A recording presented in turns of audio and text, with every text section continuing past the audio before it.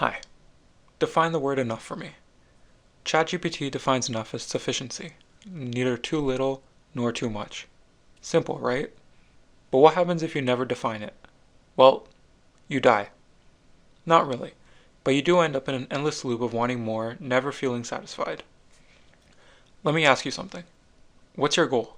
Buying a house? Money? Power? Speaking of money, what's your number? 100 grand? A million? A billion? Whatever it is, if you don't hardwire that number into your brain, you're just going to keep moving the goalposts forever. You make your first 100K, feels great. Then you shoot for 250. And you think to yourself, well, I'm already at 250,000, might as well shoot for it. And that cycle never stops. This phenomenon has a name, the Hedonic Treadmill.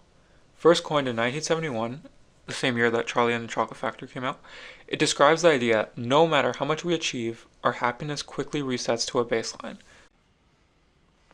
To the baseline! On my whistle! Leaving us craving the next upgrade. It's like running on a treadmill, you're moving but never actually going anywhere. Think about it. As math teaches us, there's always a larger integer, you could always add 1 to your number. So, how do you step off that treadmill? Step 1, you gotta define enough. This is the goal of the video. Figure out what will make you happy and stick with it. If you don't, you'll always feel like you're losing even when you're winning. Step 2, practicing gratitude. I know it sounds cringy, but it works. Instead of constantly upgrading, take a second to appreciate what you have. If you don't, you'll never enjoy your wins before chasing the next one. Step 3, prioritizing experiences over material things. Memories don't depreciate. That trip with your friends, that's going to stick with you forever. That brand new Range Rover, it's losing 20% of its value the moment you drive it off the lot. Yeah, because I want to make bank, bro. I want to get ass.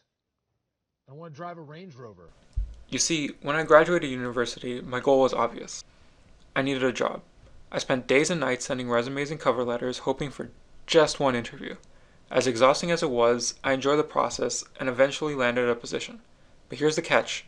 Before I got that job, I thought it would be obvious that once I got in, I'd be happy. Obviously, that wasn't the case. Suddenly, I saw people making more money sitting in bigger offices and holding grander titles, and so the chase for more began. Let's say you have a nice house, a great neighborhood, and a happy life. You sit on your couch, you open Instagram, and boom. The first thing you see is someone flexing their mansion in California with a pool overlooking the city. Now, instead of appreciating what you already have, your brain starts whispering, damn, if I work a little bit harder, maybe I could get to that. This is the trap. Meanwhile, someone on the other side of the world is busting their ass just to have what you already have. There will always be someone doing better than you, and there will always be someone doing worse. To be clear, dissatisfaction isn't always bad. It's what pushes people to grow.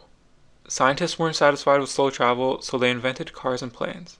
Medical researchers weren't happy with mortality rates, so they created vaccines and life-saving treatment. Athletes and musicians keep training because they know they can get better. That kind of dissatisfaction leads to innovation and ambition. That's not what we're talking about here. It ain't about that. We're talking about the endless chase for more, without ever defining what's enough. So, what's enough for you? You have to decide what success, comfort, and happiness looks for you. Not for society, not for Instagram, not for anyone else. Because if you don't, you'll be that dog chasing a slab of meat on a treadmill, and you'll never, ever catch it. Okay, bye.